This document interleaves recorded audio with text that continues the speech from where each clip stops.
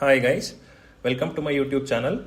ಇದುವರೆಗೂ ನನ್ನ ಚಾನಲ್ಗೆ ಸಬ್ಸ್ಕ್ರೈಬ್ ಮಾಡ್ಕೊಂಡಿಲ್ಲ ಅಂದರೆ ದಯವಿಟ್ಟು ಸಬ್ಸ್ಕ್ರೈಬ್ ಮಾಡ್ಕೊಳ್ಳಿ ಅಂತ ಕೇಳ್ಕೊಳ್ತೀನಿ. ಇನ್ನು ಆಲ್ರೆಡಿ ನನ್ನ ಚಾನಲ್ಗೆ ಸಬ್ಸ್ಕ್ರೈಬ್ ಮಾಡಿಕೊಂಡು ನನ್ನ ಕಂಟಿನ್ಯೂಸ್ ಆಗಿ ಸಪೋರ್ಟ್ ಮಾಡ್ತಿರೋ ಎಲ್ಲ ಸಬ್ಸ್ಕ್ರೈಬರ್ಸಿಗೂ ಥ್ಯಾಂಕ್ ಯು ಅಂತ ಹೇಳೋಕ್ಕೆ ಇಷ್ಟಪಡ್ತೀನಿ. ಇವತ್ತು ನಾನು ಗುರು ವಕ್ರಗತಿಯನ್ನು ತ್ಯಾಗ ಮಾಡಿರೋ ಕಾರಣ ಯಾರಿಗೆ ಸಂಪೂರ್ಣ ಗುರುಬಲ ಇರುತ್ತೆ ಇನ್ನು 3 ತಿಂಗಳು ಅಂತ ತಿಳಿಸ್ಕೊಡ್ತೀನಿ. ಗುರು ಜ್ಯೋತಿಷ್ಯದಲ್ಲೇ ಅತಿ ದೊಡ್ಡ ಗ್ರಹ ಮತ್ತು ಗುರುವಿನ ಬಲ ಇದ್ದರೆ ನಿಮಗೆ ಎಲ್ಲ ಮಂಗಳಕರ ಕಾರ್ಯಗಳು ನೆರವೇರುತ್ತೆ. ಮದುವೆ ಆಗೋದಿರ್ಬೋದು, ನಾಮಕರಣ ಇರ್ಬೋದು, ಮನೆ ಕಟ್ಟೋದಕ್ಕೆ ಸ್ಟಾರ್ಟ್ ಮಾಡೋದಿರ್ಬೋದು, ಬಿಸ್ನೆಸ್ ಸ್ಟಾರ್ಟ್ ಮಾಡೋದಕ್ಕಿರ್ಬೋದು, ಏನೇ ಇದ್ದರೂ ಕೂಡ ಗುರುಬಲ ತುಂಬ ಮುಖ್ಯ ಆಗುತ್ತೆ. ಶನಿ ಬಲ ಇದಕ್ಕಿಂತ ಹೆಚ್ಚು ಇಂಪಾರ್ಟೆಂಟು. ಆದರೆ ಸಣ್ಣ ಪುಟ್ಟ ಕಾರ್ಯಗಳು ಸ್ಟಾರ್ಟ್ ಮಾಡುವಾಗ ಅಥವಾ ದೊಡ್ಡ ಕೆಲಸಗಳನ್ನ ಸ್ಟಾರ್ಟ್ ಮಾಡುವಾಗ, ಇನಿಷಿಯೇಟಿವ್ ತಗೊಳ್ಳುವಾಗ ಗುರುಬಲ ಇದ್ದಾಗ ತಗೊಂಡ್ರೆ ತುಂಬ ಒಳ್ಳೆ ಬೆನಿಫಿಟ್ ಇರುತ್ತೆ. ಆ ಕಾರಣದಿಂದ ಗುರುಬಲ, ಶನಿ ಬಲ ನೆಕ್ಸ್ಟ್ ಅತಿ ಮುಖ್ಯವಾದ ಒಂದು ಗೋಚಾರ ಫಲ. ಇನ್ನು ಗುರು ಕಳೆದ ವರ್ಷ ಅಂದರೆ 2024 ಅಕ್ಟೋಬರ್ 9ನೇ ತಾರೀಕು ಗುರು ವಕ್ರಗತಿಯಲ್ಲಿ ಗೋಚಾರ ಮಾಡಲು ಪ್ರಾರಂಭ ಮಾಡಿದ್ದರು. ಇದರಿಂದ ಗುರುಬಲ ಇದ್ದವರಿಗೂ ಕೂಡ ಕೆಲವು ಸಮಸ್ಯೆಗಳು ಅಂದರೆ ಅಬ್ಸ್ಟೆಕಲ್ಸ್, ತೊಂದರೆ, ಅಡೆತಡೆಗಳು, ಏನಾದರೂ ಒಂದು ಕಾರ್ಯ ನಡೀತಾ ಇದ್ರೆ ಅದರ ಮಧ್ಯದಲ್ಲೇ ನಿಂತೋಗುವಂಥದ್ದು, ಏನೋ ಒಂದು ಒಳ್ಳೆ ವಿಚಾರ ಕೇಳಿರ್ತಾರೆ ಬಟ್ ಅದು ಸಡನ್ ಆಗಿ ಯಾವುದೇ ಒಂದು ಒಳ್ಳೆ ರಿಸಲ್ಟ್ ಬರದೆ, ಒಳ್ಳೇದು ಆಗದೆ ಕೆಟ್ಟದ್ದು ಆಗದೆ, ಅದ್ರ ಬಗ್ಗೆ ರಿಸಲ್ಟ್ ಏನು ಅಂತ ಕ್ಲಾರಿಟಿ ಸಿಗದೆ ಆಗಿರುವಂಥ ಚಾನ್ಸಸ್ ಇರುತ್ತೆ. ಈಗ ಫೆಬ್ರವರಿ 4ನೇ ತಾರೀಕು ಗುರು ವಕ್ರಗತಿಯಲ್ಲಿ ಗೋಚಾರ ಮಾಡೋದು ನಿಲ್ಲಿಸಿ ನೇರ ಗೋಚಾರ ಮಾಡೋದನ್ನ ಸ್ಟಾರ್ಟ್ ಮಾಡಿದ್ದಾರೆ. ಗುರು ಮುಂದಿನ ಮನೆಗೆ ಹೋಗುವಂಥದ್ದು ಮೇ 2ನೇ ತಾರೀಕು 2025. ಅಲ್ಲಿಯವರೆಗೂ ನಾನು ಈಗ ಹೇಳುವ ರಾಶಿಗಳಿಗೆ ಸಂಪೂರ್ಣವಾದ ಗುರುಬಲ ಇರುತ್ತೆ. ಗುರು ಮನೆಗೆ ಗೋಚಾರ ಮಾಡೋಕ್ಕೆ ಸ್ಟಾರ್ಟ್ ಮಾಡಿದಾಗ ಯಾವ ಯಾವ ರಾಶಿಗಳಿಗೆ ಗುರುಬಲ ಬರುತ್ತೆ ಅವನು 3 ಫೇಸಲ್ಲಿ ರಿಸಲ್ಟ್ಸ್ ಕೊಡ್ತಾನೆ. ಒಂದು, ಎಂಟರ್ ಆಗ್ತಿದ್ದಂಗೆ, ಈಗ ನಿಮಗೆ ಗುರುಬಲ ಮೇ 2ನೇ ತಾರೀಕಿಗೆ ಕೆಲವು ರಾಶಿಗಳು ಗುರುಬಲ ಬರುತ್ತೆ, ಬಂದು ಕೂಡಲೇ ನಿಮ್ಗೆ ಒಳ್ಳೇದಾಗ್ಬಿಡುತ್ತೆ. ಕೆಲಸ ಸಿಗೋದು, ಮದುವೆ ಸೆಟ್ ಆಗೋದು, ಎಷ್ಟೋ ದಿನದಿಂದ ಬಿಸ್ನೆಸ್ ಸ್ಟಾರ್ಟ್ ಮಾಡಬೇಕು ಅಂತ ಇದು ಸ್ಟಾರ್ಟ್ ಆಗೋವಂಥದ್ದು, ಮನೆ ಕಟ್ಟಕ್ಕೆ ಸ್ಟಾರ್ಟ್ ಮಾಡೋವಂಥದ್ದು ಸ್ಟಾರ್ಟಿಂಗ್ ಅಲ್ಲೇ ಆಗ್ಬಿಡುತ್ತೆ ಅದು. ಇನ್ನೊಂದು ಫೇಸ್ ಯಾವಾಗ, ಮಧ್ಯ, ಅಂದ್ರೆ ನಿಮಗೆ ಗುರುಬಲ ಬಂದು ಒಂದು 6ರಿಂದ 7 ತಿಂಗಳ ನಂತರ ಒಳ್ಳೆ ರಿಸಲ್ಟ್ ಕೊಡ್ತಾನೆ. ಇನ್ನು ಅವಾಗೂ ಒಳ್ಳೆ ರಿಸಲ್ಟ್ ನಿಮಗೆ ಕೊಟ್ಟಿಲ್ಲ ಅಂತ ಅಂದ್ರೆ ಫೈನಲ್ ಒಂದು ಸಾರಿ ಅವನು ವಕ್ರಗತಿಯಲ್ಲಿ ಗೋಚಾರ ಮಾಡಕ್ಕೆ ಸ್ಟಾರ್ಟ್ ಮಾಡ್ತಾನೆ. ಆ ವಕ್ರಗತಿಯಲ್ಲಿ ಸಂಚಾರ ಮಾಡಕ್ ಸ್ಟಾರ್ಟ್ ಮಾಡಿದಾಗ ನಿಮ್ಮ ಕೆಲಸಗಳನ್ನ ಮಾಡ್ತೀರಾ ಅಂತ ನಿಮ್ಮ ಮುಂದೆ ತಳ್ತಾನೆ, ಆದ್ರೆ ಅದನ್ನ ಮಾಡಕ್ ಬಿಡೋದಿಲ್ಲ, ಅರ್ಧಕ್ಕೆ ನಿಲ್ಲಿಸ್ತಾನೆ, ಸಸ್ಪೆನ್ಸಿವ್ ಸ್ಟೇಟ್ ಅಲ್ಲಿ ಇರುತ್ತೆ. ಆಯ್ತಾ? ಅದಾದ ನಂತರ ಯಾವಾಗ ವಕ್ರಗತಿ ತ್ಯಾಗ ಮಾಡ್ತಾನೆ ಆಗ ಆ ಯಾವ ಕೆಲಸಗಳು ಅರ್ಧದಲ್ಲೇ ನಿಂತಿದೆ ಅಥವಾ ಏನ್ ನಿಮ್ಗೆ ರಿಸಲ್ಟ್ಸ್ ಪೆಂಡಿಂಗ್ ಇದೆ ಅದನ್ನ ಕೊಟ್ಬಿಟ್ಟು ನಿಮಗೆ ಒಳ್ಳೇದು ಮಾಡಿ ನೆಕ್ಸ್ಟ್ ಮನೆಗೆ ಅವನು ಹೋಗ್ತಾನೆ. ಸೊ ಈಗ ಯಾವ ರಾಶಿಗಳಿಗೆ 2024 ಏಪ್ರಿಲ್ ನಿಂದ 2025 ಮೇವರೆಗೂ ಗುರುಬಲ ಇತ್ತು, ಆ ರಾಶಿಗಳು ಇದುವರೆಗೂ ನನಗೆ ಏನು ಒಳ್ಳೇದಾಗಿಲ್ಲಪ್ಪ, ಗುರುಬಲ ಬಂದ್ರೂ ಇಲ್ಲ ಬರದೇ ಇದ್ರು ಇಲ್ಲ, ಏನು ನಂಗೆ ಒಳ್ಳೇದೇ ಆಗಿಲ್ಲ, ಹಂಗೆ ಇದ್ದೀನಿ, ಇಲ್ಲ ತೊಂದರೆಗಳೇ ಆಗ್ತಾ ಇದೆ ಅನ್ನೋ ತರ ಆದ್ರೆ ಈಗ ನಿಮಗೆ ಸಂಪೂರ್ಣವಾದ ಗುರುಬಲ ಇನ್ನು 3 ತಿಂಗಳುಗಳ ಕಾಲ ಇರುತ್ತೆ. ಮೇ 2ನೇ ತಾರೀಕು 2025 ಅಷ್ಟರೊಳಗೆ ನಿಮಗೆ ತುಂಬಾ ಒಳ್ಳೆಯ ಪರಿಸ್ಥಿತಿ ಬರುವಂತ ಸಾಧ್ಯತೆ ಇರುತ್ತೆ. ನೀವು ಯಾವ ಕೆಲಸಗಳು ಅರ್ಧಕ್ಕೆ ನಿಂತು ಹೋಗಿರ್ತವೆ ಅದೆಲ್ಲ ಕಂಪ್ಲೀಟ್ ಆಗೋ ಚಾನ್ಸಸ್ ಇರುತ್ತೆ. ಈಗ ನಾನು ಯಾವ ರಾಶಿಗಳಿಗೆ ಫೆಬ್ರವರಿ 4ನೇ ತಾರೀಕು ಗುರು ವಕ್ರತ್ಯಾಗ ಮಾಡೋದ್ರಿಂದ ಸಂಪೂರ್ಣವಾದ ಗುರುಬಲ ಬಂದು ಅವರಿಗೆ ಯಾವ ವಿಚಾರದಲ್ಲಿ ಇರುವ ತೊಂದರೆಗಳು, ತೊಡಕುಗಳು ಕಡಿಮೆ ಆಗಿ ಒಳ್ಳೇದಾಗುತ್ತೆ ಅಂತ ತಿಳಿಸ್ಕೊಡ್ತಾ ಇದ್ದೀನಿ. ಮೊದಲನೆಯದಾಗಿ ಮೇಷರಾಶಿ. ಮೇಷರಾಶಿಯ ಅಧಿಪತಿ ಕುಜ. ಕುಜನಿಗೂ ಗುರುವಿಗೂ ತುಂಬಾ ಒಳ್ಳೆ ಬಾಂಧವ್ಯ ಇರುತ್ತೆ, ಪರಮ ಮಿತ್ರರು ಅಂತಾನೆ ಹೇಳ್ಬೋದು. ಮೇಷರಾಶಿಯವರಿಗೆ ಗುರುಬಲ, ಸೂರ್ಯಬಲ ಇದಷ್ಟು ತುಂಬಾ ಇಂಪಾರ್ಟೆಂಟ್ ಆಗತ್ತೆ. ಯಾಕೆಂದ್ರೆ ಶನಿ ಕುಜನಿಗೆ ಪರಮ ಶತ್ರು. ಆ ಕಾರಣದಿಂದ ಅವನಿಂದ ತುಂಬಾ ಒಳ್ಳೇದು ಬಯಸೋದು ಸ್ವಲ್ಪ ಕಷ್ಟ. ಅಂಟಿಲ್ ಅನ್ಲೆಸ್ ನೀವು ತುಂಬಾ ಪರ್ಫೆಕ್ಟ್ ಇದ್ದೀರಿ ಅನ್ನೋವರೆಗೂ ನೀವು ಒಳ್ಳೆ ರಿಸಲ್ಟ್ಸ್ ಎಕ್ಸ್ಪೆಕ್ಟ್ ಮಾಡೋದಕ್ಕಾಗಲ್ಲ. ಸೊ ನಿಮಗೆ ಗುರುಬಲ ಅನ್ನೋದು ತುಂಬಾ ಇಂಪಾರ್ಟೆಂಟ್ ಆಗತ್ತೆ. ಈಗ ಮೇಷರಾಶಿಯವರಿಗೆ ಅಕ್ಟೋಬರ್ ನಂತರ ಯಾವ ಕೆಲಸಗಳು ಅರ್ಧದಲ್ಲೇ ನಿಂತಿದ್ದೋ ಅವೆಲ್ಲವೂ ಈಗ ಕಂಪ್ಲೀಟ್ ಆಗತ್ತೆ. ಆಯ್ತಾ? ಇನ್ನು 3 ತಿಂಗಳು ನೀವು ಏನೇ ಮಾಡೋದಿದ್ರು ನಿಮ್ಮ ಒಳ್ಳೆ ವಿಚಾರಗಳನ್ನ 3 ತಿಂಗಳೊಳಗಡೆ ಮಾಡ್ಕೊಂಬಿಡಿ. ಯಾಕೆಂತಂದ್ರೆ ಮೇಷರಾಶಿಯವರು ತಮ್ಮ ಜೀವನದಲ್ಲೇ ತುಂಬಾ ತೊಂದರೆ ಆಗುವಂತ ಒಂದು ಗೋಚಾರದ ಕಡೆಗೆ ಹೋಗ್ತಾ ಇದ್ದೀರಾ. ತೊಂದರೆ ಅಂತಂದ್ರೆ ಸುಮ್ನಿದ್ರು ತೊಂದರೆ ಆಗತ್ತೆ ಅಂತಲ್ಲ, ಸುಮ್ನಿದ್ರೆ ಸ್ವಲ್ಪ ತೊಂದರೆಗಳಾಗತ್ತೆ. ನೀವೇನಾದ್ರೂ ಮಾಡಿದ್ರೆ ತುಂಬಾ ಸಮಸ್ಯೆಗಳು ಅನುಭವಿಸ್ತೀರಿ. ಯಾಕೆಂತಂದ್ರೆ ನೆಕ್ಸ್ಟ್ ನಿಮಗೆ 7.5 ಪ್ರಾರಂಭ ಆಗ್ತಿದೆ. ಕುಜನಿಗೂ ಶನಿಗೂ ಪರಮ ವೈರತ್ವ ಇರೋದ್ರಿಂದ ತುಂಬಾ ನೆಗೆಟಿವ್ಸ್ ಇದೆ. ಸೊ ನಿಮ್ಮ ತಪ್ಪುಗಳೇನಾದ್ರೂ ಇದೆ ಅದನ್ನು ಸರಿಪಡಿಸುವಂತ ತಪ್ಪುಗಳು ನೀವು ಮಾಡಿದ್ರೆ ದಯವಿಟ್ಟು ಮಾರ್ಚ್ 23 ಅಷ್ಟೊತ್ತಿಗೆ, ಮೇ ಅಲ್ಲ ಮಾರ್ಚ್ 23, ಯಾಕೆ ಅಂತಂದ್ರೆ ಅವಾಗ ಶನಿ ಗೋಚಾರ ಆಗತ್ತೆ. ಮಾರ್ಚ್ 23 ಅಷ್ಟಲ್ಲೇ ಬಗೆಹರಿಸ್ಕೊಂಬಿಡಿ. ಅದನ್ನ ಬಗೆಹರಿಸ್ಕೊಂಡಿಲ್ಲ ಅಂದ್ರೆ ತುಂಬಾ ತೊಂದರೆಗಳು ಅನುಭವಿಸ್ತೀರಾ. ಇನ್ನು ಯಾರಿಗೂ ತೊಂದರೆ ಕೊಡದೆ ನನ್ನ ಪಾಡಿಗೆ ನಾನು ಇದೀನಪ್ಪ, ನ್ಯಾಯದ ದಾರಿಯಲ್ಲಿ ನಾನು ಇದೀನಪ್ಪ ಅಂತ ಅನ್ನೋರಿಗೆ ಗುರು ಇನ್ನು 3 ತಿಂಗಳು ತುಂಬಾ ಒಳ್ಳೆ ಒಂದು ಪರಿಸ್ಥಿತಿ ನಿರ್ಮಾಣ ಮಾಡ್ತಾನೆ. ನಿಮ್ಮ 2ನೇ ಮನೆಯಲ್ಲಿ ಗೋಚಾರ ಮಾಡ್ತಾನೆ. ಸೊ ಆದಾಯದ ಮೂಲಗಳು ಅಂದ್ರೆ ಇನ್ಕಮ್ ಸೋರ್ಸಸ್ನ ನಿಮಗೆ ತೋರಿಸ್ತಾನೆ. ಕೆಲಸ ಎಲ್ಲಾದ್ರೂ ಮಾಡ್ತಿದ್ರೆ ಚಿಕ್ಕ ಕಂಪನಿಯಲ್ಲಿ ದೊಡ್ಡ ಕಂಪನಿಗೆ ವರ್ಗಾವಣೆ ಆಗ್ಬೋದು, ಅಥವಾ ದೊಡ್ಡ ಕಂಪನಿಯಲ್ಲೇ ಮಾಡ್ತಿದ್ರೆ ಅಲ್ಲೇ ನಿಮಗೆ ಪ್ರಮೋಷನ್ ಸಿಗ್ಬೋದು. ಇನ್ನೊಂದು ದೊಡ್ಡ ಕಂಪನಿ ಅಥವಾ ಸೇಮ್ ಈಕ್ವಲೆಂಟ್ ಕಂಪನಿ ನೀವು ಕೆಲಸ ಸ್ವಿಚ್ ಮಾಡ್ಬೋದು. ಹೈಕ್ ಆಗತ್ತೆ, ಪ್ರಮೋಷನ್ ಆಗತ್ತೆ. ಸರ್ಕಾರಿ ಕೆಲಸದಲ್ಲಿದ್ದವರಿಗೆ ಪ್ರಮೋಷನ್ ಆಗತ್ತೆ, ನೆಕ್ಸ್ಟ್ ಲೆವೆಲ್ಗೆ ಹೋಗ್ತೀರಿ. ಇದೆಲ್ಲವೂ ಬೆನಿಫಿಟ್ಸ್ ಇದೆ. ಮತ್ತೆ ಗುರು ನಿಮ್ಮ 6ನೇ ಮನೆ, 8ನೇ ಮನೆ ಮತ್ತು 10ನೇ ಮನೆಗೆ ದೃಷ್ಟಿ ಆಗ್ತಾನೆ. 6ನೇ ಮನೆ ಅಂತಂದ್ರೆ ರುಟೀನ್. ಸೊ ನಿಮ್ಮ ರುಟೀನ್ ಚೆನ್ನಾಗಾಗತ್ತೆ. ಏನಾದ್ರೂ ನಿಮಗೆ ವರ್ಕ್ ಲೈಫ್ ಬ್ಯಾಲೆನ್ಸ್ ಸರಿ ಹೋಗಿಲ್ಲ, ಅಕ್ಟೋಬರ್ ನಂತರ ಏನೋ ಜಾಬ್ ಸ್ವಿಚ್ ಮಾಡಿರ್ತೀರಿ, ಅವಾಗ ನಿಮಗೆ ಟೈಮ್ ಅಡ್ಜಸ್ಟ್ ಆಗ್ತಿರಲ್ಲ. ಬಟ್ ಇವಾಗ ನೀವು ಅದಕ್ಕೆ ಅಡ್ಜಸ್ಟ್ ಆಗುವಂತ ಟೈಮ್ ಸ್ಟಾರ್ಟ್ ಆಗುತ್ತೆ. ಇನ್ನು 8ನೇ ಮನೆ, ಆರೋಗ್ಯ ತುಂಬಾ ಚೆನ್ನಾಗಿರ್ತಿತ್ತು. ಸೊ ಏನಾದ್ರೂ ಸ್ವಲ್ಪ ಸಮಸ್ಯೆಗಳಾಗಿದ್ರೆ ಅಕ್ಟೋಬರ್ ನಂತರ ಈಗ ಅದಕ್ಕೆ ಕ್ಲಾರಿಟಿ ಸಿಗುತ್ತೆ. ಏನೋ ಒಂದು ರಿಪೋರ್ಟ್ ತಪ್ಪು ಬಂದಿತ್ತು, ಏನೋ ಒಂದು ರಿಪೋರ್ಟ್ ನಿಮ್ಗೆ ಏನೋ ದೊಡ್ಡ ಸಮಸ್ಯೆ ಇದೆ ಅಂತ ಬಂದಿತ್ತು, ಈಗ ಅದನ್ನ ಪರಿಶೀಲನೆ ಮಾಡಿಸಿ ತಿರುಗಿ ಇನ್ನೊಂದ್ಸರಿ ನಿಮಗೆ ಏನು ಸಮಸ್ಯೆ ಇಲ್ಲ ಅನ್ನೋ ತರನೇ ಬರುವಂತ ಚಾನ್ಸಸ್ ಜಾಸ್ತಿ ಇರುತ್ತೆ. ಇನ್ನು 10ನೇ ಮನೆಯಲ್ಲಿ ಕೂಡ ದೃಷ್ಟಿ ಆಗ್ತಿರೋದ್ರಿಂದ ಕೆಲಸದ ವಿಚಾರದಲ್ಲಿ ಏಳಿಗೆ ಅಂತ ಹೇಳಬಹುದು. ಇದಿಷ್ಟು ಮೇಷರಾಶಿಯವರಿಗೆ. ಇನ್ನು ನೆಕ್ಸ್ಟ್ ರಾಶಿ ಬಂದು ಕಟಕ ರಾಶಿ. ಕಟಕ ರಾಶಿಯವರಿಗೆ ಗುರು ಇವಾಗ 11ನೇ ಮನೆಯಲ್ಲಿ ಗೋಚಾರ ಮಾಡ್ತಿದ್ದಾನೆ. ಕಟಕ ರಾಶಿಯವರ ಅಧಿಪತಿ ಬಂದು ಚಂದ್ರ. ಚಂದ್ರನಿಗೂ ಗುರುವಿಗೂ ತುಂಬಾ ಒಳ್ಳೆ ಬಾಂಧವ್ಯ ಇದೆ. ಯಾಕೆಂತಂದ್ರೆ ಒಬ್ಬ ಗುರು ಏನೂ ಒಂದು ಸಂಬಂಧ ಇಲ್ಲದೆ ನಿಮಗೆ ವಿದ್ಯೆಯನ್ನು ದಾರ ಎರಿತಾನೆ. ಅದೇ ರೀತಿ ಚಂದ್ರ ತಾಯಿಗೆ ಸಮಾನ. ಒಂದು ತಾಯಿ ಯಾರಿಗೂ ಮೋಸ ಮಾಡಲ್ಲ, ಎಲ್ಲರಿಗೂ ಒಳ್ಳೇದಾಗ್ಲಿ ಅಂತಾನೆ ಬಯಸ್ತಾರೆ. ಸೊ ಇವರಿಬ್ರು ತುಂಬಾ ಇಂಪಾರ್ಟೆಂಟ್ ಜ್ಯೋತಿಷ್ಯದಲ್ಲಿ. ಎಮೋಷನಲ್ ಫೂಲ್ಸ್ ಅಂತ ಕೂಡ ಹೇಳ್ಬೋದು ಇವರಿಬ್ಬರಿಗೂ. ಯಾಕೆಂತಂದ್ರೆ ಗುರು ನನ್ನ ಶಿಷ್ಯ ನನ್ನನ್ನೇ ಮೋಸ ಮಾಡಿ ನನಗೇ ತೊಂದರೆ ಮಾಡ್ತಾನೆ ಅಂದ್ರೂ ಯೋಚನೆ ಮಾಡಲ್ಲ, ಅವನು ವಿದ್ಯೆ ಕಲಿಸ್ಕೊಡ್ತಾನೆ. ಅದೇ ರೀತಿ ತಾಯಿ, ಎಲ್ಲರೂ ಅಷ್ಟೇ ಗೊತ್ತಲ್ವಪ್ಪ ನಡೀತಾ ಇರೋದು, ತಾಯಿ ತಂದೆ ನೋಡ್ಕೊಳಲ್ಲ. ಆದ್ರೂ ಕೂಡ ತಾಯಿ ಮಕ್ಕಳನ್ನ ಅಬಂಡನ್ ಮಾಡ್ತಾರ, ದೂರ ಕಳಿಸ್ತಾರ? ನೋ, ಖಂಡಿತವಾಗ್ಲೂ ಚಾನ್ಸೇ ಇಲ್ಲ. ಅವರು ಹೇಗೆ ನೋಡ್ಕೋಬೇಕು ಅದೇ ರೀತಿ ನೋಡ್ಕೋತಾರೆ. ಎಷ್ಟೇ ಎಕ್ಸಾಂಪಲ್ಸ್ ಕಣ್ಣು ಮುಂದೆ ಇದ್ರು ಅವರಿಗೆ ನಡೆದ್ರು ಮಕ್ಕಳ ಮೇಲೆ ಪ್ರೀತಿ ಅವ್ರಿಗೆ ಕಮ್ಮಿ ಆಗೋದಿಲ್ಲ. ಅದಕ್ಕೆ ಎಮೋಷನಲ್ ಫೂಲ್ಸ್ ಅಂತ ಹೇಳ್ತೀನಿ ಅಷ್ಟೇ, ಇನ್ನೇನು ನೆಗೆಟಿವ್ ಅಂತ ಅಲ್ಲ. ಸೊ ಅನ್ನೆಸೆಸರಿ ಎಮೋಷನ್ಸ್ ಅಟ್ಯಾಚ್ ಆಗಬೇಡಿ. ಫಸ್ಟ್ ಕಟಕ ರಾಶಿಯವರು, ನಿಮಗೆ ಸಂಬಂಧವಿದೆಯ ವಿಚಾರ ಯೋಚನೆ ಮಾಡಿ, ತೊಂದರೆ ಇಲ್ಲ. ನಿಮ್ಮ ಬಗ್ಗೆ ಯಾರಾದ್ರೂ ಅನ್ಕೊಂಡ್ಲಿ ಬಿಡಿ, ತಲೆ ಕೆಡ್ಸ್ಕೊಳಕ್ ಹೋಗ್ಬೇಡಿ. ಆನೆ ರೋಡಲ್ಲಿ ಹೋಗ್ತಾ ಇದ್ರೆ ನಾಯಿಗಳು 1000 ಬಗಳ್ತಾ ಇರ್ತದೆ, ಅದನ್ನೆಲ್ಲ ಲೆಕ್ಕಕ್ಕೆ ಇಟ್ಕೊಳಕ್ ಹೋಗ್ಬಾರ್ದು. ಆದ್ರೆ ಕಟಕ ರಾಶಿಯವರು ಅದನ್ನ ಲೆಕ್ಕ ಇಟ್ಕೋತೀರಿ. ಯಾಕಂದ್ರೆ ನೀವು ತುಂಬಾ ಎಮೋಷನಲ್ ಪರ್ಸನ್ಸ್. ಅದು ಫಸ್ಟ್ ನೀವು ಸ್ಟ್ರಾಂಗ್ ಮಾಡ್ಕೊಬೇಕು. ಇನ್ನು ಗುರು ನಿಮಗೆ 11ನೇ ಮನೆಯಲ್ಲಿ ಗೋಚಾರ ಆಗ್ತಿರೋದ್ರಿಂದ ಭಾಗ್ಯದ ಮನೆಯ ವಿಚಾರದಲ್ಲಿ ಒಳ್ಳೆ ಗೋಚಾರ. ಅಂದ್ರೆ ಯಾವ್ದಾದ್ರು ಆಸ್ತಿ ವಿವಾದಗಳು, ಆಸ್ತಿ ತೊಂದರೆಗಳು, ಏನೋ ಸೇಲು ಅಗ್ರಿಮೆಂಟ್ ಆಗಿದೆ, ಇನ್ನ ಫುಲ್ ಕಂಪ್ಲೀಟ್ ದುಡ್ಡು ಬಂದಿಲ್ಲ, ಇನ್ಮೇಲೆ ಬರುತ್ತೆ, ಇನ್ನು 3 ತಿಂಗಳಲ್ಲಿ ಕೈ ಸೇರುತ್ತೆ. ಯಾವ್ದಾದ್ರು ಆನ್ಸೆಸ್ಟ್ರಲ್ ಪ್ರಾಪರ್ಟಿ ಬರುತ್ತೆ, ಕೋರ್ಟಲ್ಲಿ ಏನಾದ್ರು ಕೇಸ್ಗಳಿದೆ, ಕಾಂಪ್ರಮೈಸ್ ಆಗೋ ಚಾನ್ಸಸ್ ಇರುತ್ತೆ. ಇನ್ನು ದೃಷ್ಟಿಯ ಆಧಾರದ ಮೇಲೆ ಹೇಳೋದಾದ್ರೆ ಗುರು ನಿಮ್ಮ 3ನೇ ಮನೆ, 5ನೇ ಮನೆ ಮತ್ತು 7ನೇ ಮನೆ ಮೇಲೆ ದೃಷ್ಟಿ ಆಗ್ತಾನೆ. 3ನೇ ಮನೆ ಅಂತಂದ್ರೆ ಹೌಸ್ ಆಫ್ ಕಮ್ಯುನಿಕೇಶನ್, ಅದರ ಜೊತೆಗೆ ಹೌಸ್ ಆಫ್ ಸಿಬ್ಲಿಂಗ್ಸ್ ಕೂಡ, ಅಂದ್ರೆ ಒಡ ಹುಟ್ಟಿದವರ ಮನೆ ಅಂತ ಕೂಡ ಹೇಳ್ತಾರೆ. ಸಂವಹನ ಮತ್ತು ಒಡ ಹುಟ್ಟಿದವರ ಮನೆ ಅಂತ. ಸೊ ಈ ವಿಚಾರದಲ್ಲಿ ಏಳಿಗೆ ಇರ್ತದೆ.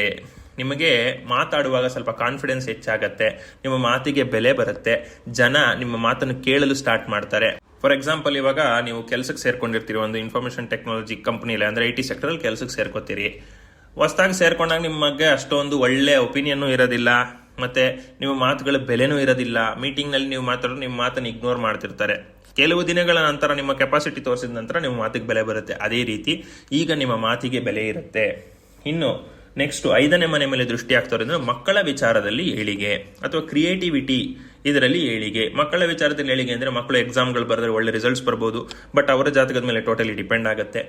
ಮತ್ತು ನಿಮ್ಮ ಕ್ರಿಯೇಟಿವಿಟಿ ಇನ್ಕ್ರೀಸ್ ಆಗುತ್ತೆ, ಇಂಪ್ರೂವ್ ಆಗುತ್ತೆ, ಒಳ್ಳೆ ಟೆಕ್ನಿಕ್ಸ್ ಬರುತ್ತೆ. ನೀವು ಪೇಂಟಿಂಗು, ಸ್ಕೆಚಿಂಗು, ಇದು ಯಾವುದಾದ್ರೂ ಆರ್ಟಿಸ್ಟಿಕ್ ಕೆಲಸಗಳಲ್ಲಿದ್ದರೆ, ಆರ್ಕಿಟೆಕ್ಚರ್ ವಿಚಾರದಲ್ಲಿದ್ದರೆ ತುಂಬಾ ಒಳ್ಳೆ ಬೆನಿಫಿಟ್ಸ್ ಆಗುವಂತ ಚಾನ್ಸಸ್ ಇರುತ್ತೆ. ತುಂಬಾ ಐಡಿಯಾಸ್ ಚೆನ್ನಾಗಿ ಬರುತ್ತೆ. ಇನ್ನು 7ನೇ ಮನೆಯ ಮೇಲೆ ದೃಷ್ಟಿ ಆಗ್ತಿರೋದ್ರಿಂದ ಮದುವೆ ವಿಚಾರದಲ್ಲಿ ಒಳ್ಳೆಯದು, ಸಂಗಾತಿಯ ವಿಚಾರದಲ್ಲಿ ಒಳ್ಳೆಯದು. ಯಾರು ಮದುವೆಗೆ ಹೆಣ್ಣು ಗಂಡು ಹುಡುಕ್ತಿದ್ದೀರಿ, ಇವಾಗ ಮೇ ಒಳಗಡೆ ಖಂಡಿತವಾಗ್ಲೂ ಮದುವೆ ಸೆಟ್ ಆಗೋ ಯೋಗ ಇದೆ.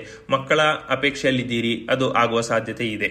ಇನ್ನು ಗಂಡ ಹೆಂಡತಿ ಮಧ್ಯೆ ಸಣ್ಣ ಪುಟ್ಟ ಕಲಹಗಳಿದ್ದು ಅದೇನಾದ್ರೂ ದೊಡ್ಡ ಹಂತಕ್ಕೆ ಹೋಗುವಂತ ಸಾಧ್ಯತೆ ಇದ್ರೆ ಚಿಕ್ಕ ವಿಚಾರದಲ್ಲಿ ಅದು ಸಾಲ್ವ್ ಆಗುತ್ತೆ. ಇನ್ನು ನೆಕ್ಸ್ಟ್ ರಾಶಿ ಕನ್ಯಾ ರಾಶಿಯವರಿಗೆ 9ನೇ ಮನೆಯಲ್ಲಿ ಗುರು ಗೋಚಾರ ಮಾಡ್ತಿದ್ದಾನೆ.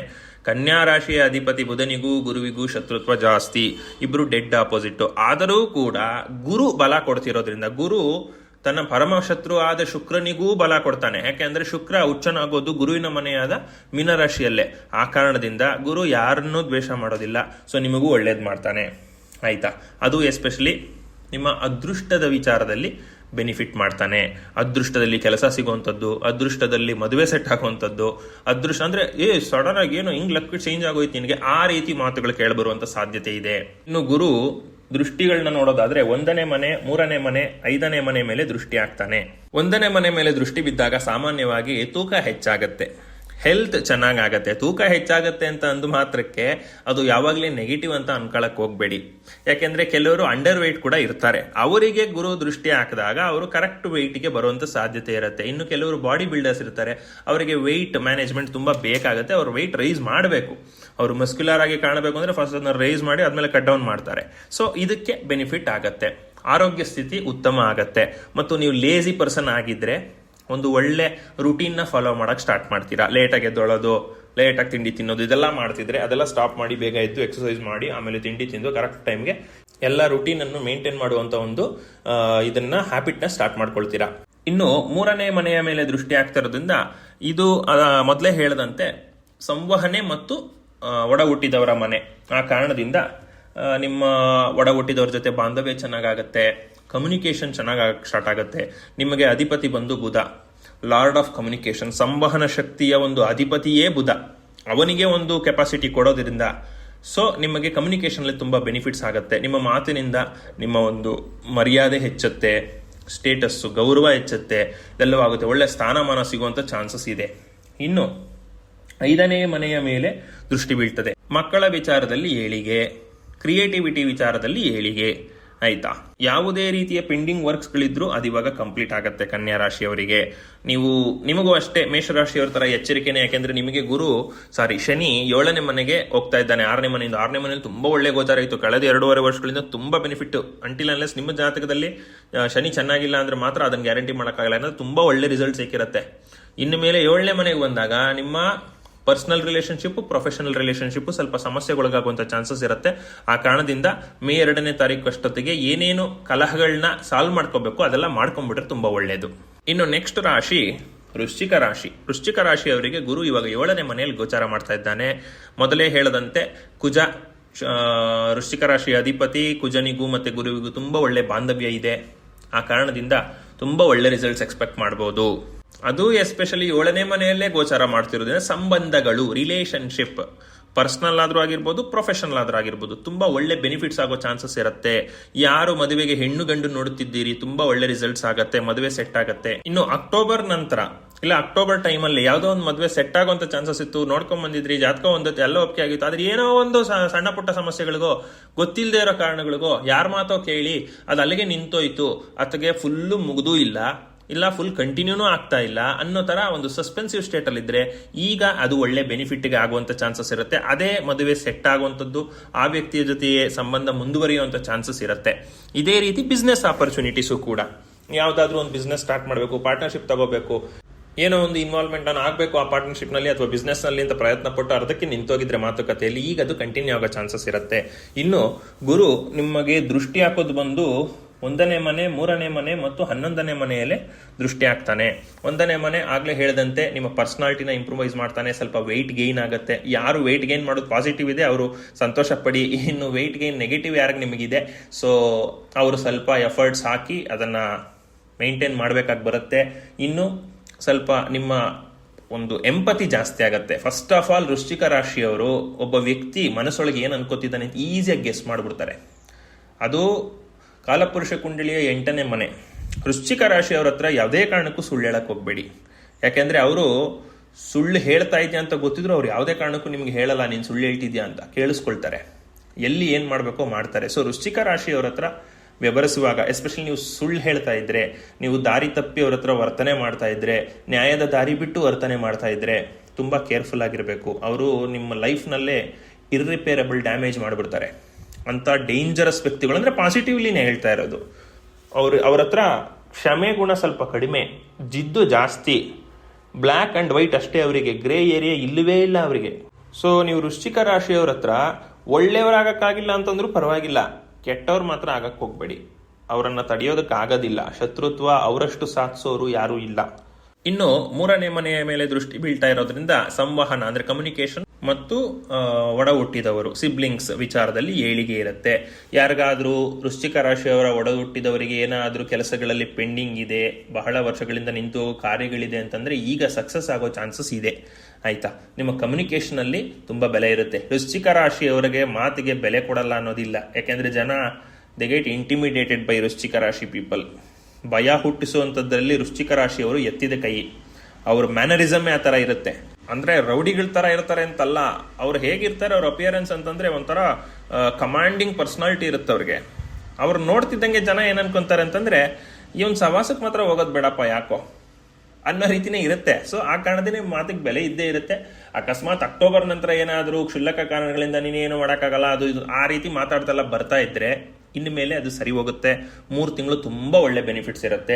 ನೀವು ಕೇರ್ಫುಲ್ ಆಗಿರಬೇಕು. ಯಾಕಂದ್ರೆ ನಿಮಗೂ ಕೂಡ ನೆಕ್ಸ್ಟ್ 2.5 ವರ್ಷ ಪಂಚಮ ಶನಿ, ಮಕ್ಕಳ ವಿಚಾರದಲ್ಲಿ ಕೇರ್ಫುಲ್ ಆಗಿರಬೇಕು.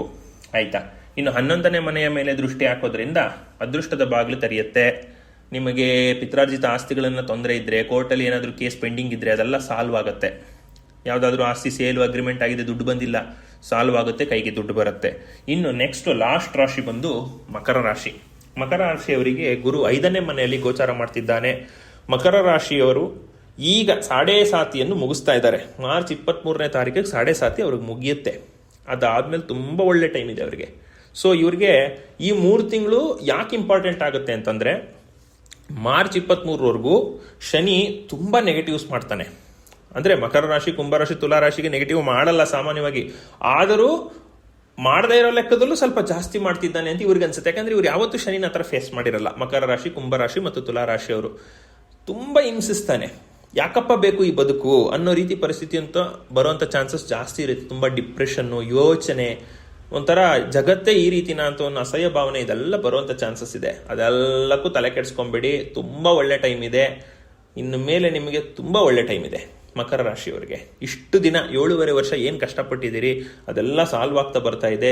ಅದ್ರ ಜೊತೆಗೆ ಈಗ ಬೋನಸ್ಸು ನಿಮಗೆ ಮೇ 2ನೇ ತಾರೀಕುವರೆಗೂ ಗುರುಬಲನೂ ಇದೆ. ಏನಾದರೂ ಶುಭ ಕಾರ್ಯಗಳು ಮಾಡಬೇಕು ಅಂತಂದ್ರೆ ಮಾಡ್ಕೊಳ್ಳಿ. ಹೊಸದಾಗಿ ಏನೋ ಬಿಸ್ನೆಸ್ ಸ್ಟಾರ್ಟ್ ಮಾಡಬೇಕು ಮಾಡ್ಕೊಳ್ಳಿ. ಎಷ್ಟೋ ವರ್ಷದಿಂದ ಮನೆ ಕಟ್ಟಬೇಕು ಅಂತ ಇದ್ದೆ, ಅಲ್ಲಿ ಆ ಏರಿಯಾದಲ್ಲಿ ಆ ಜಾಗದಲ್ಲಿ ಪ್ರಯತ್ನ ಮಾಡ್ತಾನೆ ಇದೀನಿ, ಆಗಿಲ್ಲ, ಈಗ ಸ್ಟಾರ್ಟ್ ಮಾಡಿ, ಏನು ತೊಂದರೆ ಆಗೋದಿಲ್ಲ. ಇನ್ನು ದೃಷ್ಟಿಗಳು ನೋಡೋದಾದ್ರೆ ಲಗ್ನದ ಮೇಲೆ 11ನೇ ಮನೆಯ ಮೇಲೆ ಮತ್ತು 9ನೇ ಮನೆಯ ಮೇಲೆ ದೃಷ್ಟಿ ಬೀಳ್ತದೆ. ಲಗ್ನದ ಮೇಲೆ ದೃಷ್ಟಿ ಬಿದ್ದ ಕಾರಣ ತೂಕ ಸ್ವಲ್ಪ ಹೆಚ್ಚಾಗೋ ಚಾನ್ಸಸ್ ಇರುತ್ತೆ ಮತ್ತು ಪರ್ಸನಾಲಿಟಿ ಡೆವಲಪ್ಮೆಂಟ್ ಆಗುತ್ತೆ. ನಾಲೆಡ್ಜಬಲ್ ಪರ್ಸನ್ ಆಗ್ತೀರಿ, ಜ್ಞಾನ ಸಂಪಾದನೆ ಆಗತ್ತೆ. ಇನ್ನು 11ನೇ ಮನೆಯ ಮೇಲೆ ದೃಷ್ಟಿ ಬೀಳ್ತಾ ಇರೋದ್ರಿಂದ ಅದೃಷ್ಟದ ಬಾಗಿಲು ತೆರೆಯುತ್ತೆ. ಆಸ್ತಿಗಳ ವಿಚಾರದಲ್ಲಿ ಕಲಹಗಳಿದ್ರೆ, ಯಾವುದಾದ್ರೂ ಇನ್ಕಮ್ ಟ್ಯಾಕ್ಸ್ ವಿಚಾರದಲ್ಲಿ ನಿಮ್ಮ ಆಸ್ತಿ ತಗಲಾಕೊಂಡಿದ್ರೆ ಅದೆಲ್ಲ ಬರುತ್ತೆ. ನಿಮ್ಮ ಕಡೆಗೆ ಬೆನಿಫಿಟ್ ಆಗುವಂತ ಚಾನ್ಸಸ್ ಇರುತ್ತೆ. ಇನ್ನು 9ನೇ ಮನೆಯ ಮೇಲೆ ದೃಷ್ಟಿ ಬೀಳ್ತಾ ಇರೋದ್ರಿಂದ ದೈವ ಬಲ ಜಾಸ್ತಿ ಇರ್ತದೆ. ನಿಮಗೆಲ್ಲ ಬೆನಿಫಿಟ್ ಆಗತ್ತೆ. ಹಾಗಂತ ದೈವ ನಿಮಗೆ ಬಲ ಕೊಡ್ತು ಅಂತ ಅಂದ್ಬಿಟ್ಟು ನೀವು ಒಳ್ಳೇದು ಮಾಡಲಿಲ್ಲ ಅಂದ್ರೂ ಪರವಾಗಿಲ್ಲ ಜನಕ್ಕೆ ಅಥವಾ ಇನ್ನೊಬ್ಬರಿಗೆ, ಕೆಟ್ಟದಂತೂ ಮಾಡಕ್ ಹೋಗ್ಬೇಡಿ. ತುಂಬಾ ನೆಗೆಟಿವ್ ಅನ್ಭವಿಸ್ಬಿಡ್ತೀರಿ. ಆಯ್ತಾ, ಫಾರಿನ್ ಟ್ರಿಪ್ಗಳ ಯೋಗ ಇದೆ. ಫಾರಿನ್ ಕಂಟ್ರಿಗೆ ಹೋಗುವಂಥದ್ದು, ಅದು ಕೆಲಸಕ್ಕಾದ್ರೂ ಆಗಿರ್ಬೋದು, ಓದಿಗಾದ್ರೂ ಆಗಿರ್ಬೋದು. ಇನ್ನು 9ನೇ ಮನೆ ಹೈಯರ್ ಎಜುಕೇಶನ್ ಮನೆ ಕೂಡ. ಯಾರಾದ್ರೂ ಹೈಯರ್ ಎಜುಕೇಶನ್ ಮಾಡ್ಬೇಕಂದ್ರೆ, ಈಗ ಇಂಜಿನಿಯರಿಂಗ್ ಮಾಡಿದಿರಿ, ಎಂ.ಟೆಕ್ ಮಾಡಬೇಕು, ಎಂ.ಟೆಕ್ ಮಾಡಿದೀನಿ, PhD ಮಾಡಬೇಕು, LLB ಮಾಡಿದ್ದೀನಿ, LLM ಮಾಡಬೇಕು ಅಂದ್ರೆ ಪೋಸ್ಟ್ ಗ್ರಾಜುಯೇಷನ್ ಅಥವಾ ಡಾಕ್ಟರೇಟ್, ಹೈಯರ್ ಎಜುಕೇಶನ್ ತಗೊಳ್ಳುವಂತ ಚಾನ್ಸಸ್ ಇದೆ. ಅದು ಫಾರಿನ್ ನಲ್ಲೇ ಆಗುವಂತ ಚಾನ್ಸಸ್ ಜಾಸ್ತಿ ಇದೆ. ಸೊ ಇದೆಲ್ಲವೂ ಪ್ರಯತ್ನ ಮಾಡ್ತಿದ್ರೆ ಮಾಡಬಹುದು. ಇದಿಷ್ಟು ಗುರು ವಕ್ರಗತಿ ತ್ಯಾಗ ಮಾಡ್ತಿರೋದ್ರಿಂದ 3 ತಿಂಗಳ ಕಾಲ ತುಂಬಾ ಒಳ್ಳೆ ಬೆನಿಫಿಟ್ ನ ಎಕ್ಸ್ಪೆಕ್ಟ್ ಮಾಡಬೇಕಾಗಿರೋಂಥ ರಾಶಿಗಳಿಷ್ಟು. ಇದೆಲ್ಲವೂ ಜನರಲ್ ಪ್ರಿಡಿಕ್ಷನ್ಸ್ ಆಗಿರುತ್ತೆ. ನಿಮ್ಮ ರಾಶಿಗೆ ಅಪ್ಲಿಕಬಲ್ ಆಗಬಹುದು, ಆಗದೇ ಇರಬಹುದು ನಿಮ್ಮ ಜನ್ಮ ಜಾತಕದ ಆಧಾರದ ಮೇಲೆ. ನಿಮ್ಮ ಜನ್ಮ ಜಾತಕದಲ್ಲಿ ತುಂಬಾ ಕೆಟ್ಟ ದಶೆ ನಡೀತಾ ಇದ್ರೆ, ತುಂಬಾ ಕೆಟ್ಟ ಸ್ಥಾನದಲ್ಲಿ ಗುರು ಇದ್ರೆ, ಶನಿ ಇದ್ರೆ, ಅವಾಗ ನೆಗೆಟಿವ್ಸ್ ಆಗೋ ಚಾನ್ಸಸ್ ಇರುತ್ತೆ. ಆ ಕಾರಣದಿಂದ ನಿಮ್ಮ ಜನ್ಮ ಜಾತಕವನ್ನು ನುರಿತ ಜ್ಯೋತಿಷಿ ಹತ್ರ ಪರಿಶೀಲನೆ ಮಾಡಿಸ್ಕೊಳ್ಳಿ. ನಾನು ಕೂಡ ನಿಮ್ಮ ಜನ್ಮ ಜಾತಕ ಪರಿಶೀಲನೆ ಮಾಡಿಕೊಡ್ತೀನಿ. ನಿಮಗೆ ಅದನ್ನು ಪಡೆಯೋ ಅವಶ್ಯಕತೆ ಇದ್ದಲ್ಲಿ ಸ್ಕ್ರೀನ್ ಮೇಲೆ ಕಾಣ್ತಿರುವ ನಂಬರ್ ಅಥವಾ ಇಮೇಲ್ ಮೂಲಕ ನನ್ನ ಕಾಂಟ್ಯಾಕ್ಟ್ ಮಾಡ್ಬೋದು. Thank you very much. Hi guys, welcome to my YouTube channel. ಇದುವರೆಗೂ ನನ್ನ ಚಾನಲ್ಗೆ ಸಬ್ಸ್ಕ್ರೈಬ್ ಮಾಡ್ಕೊಂಡಿಲ್ಲ ಅಂದರೆ ದಯವಿಟ್ಟು ಸಬ್ಸ್ಕ್ರೈಬ್ ಮಾಡ್ಕೊಳ್ಳಿ ಅಂತ ಕೇಳ್ಕೊಳ್ತೀನಿ.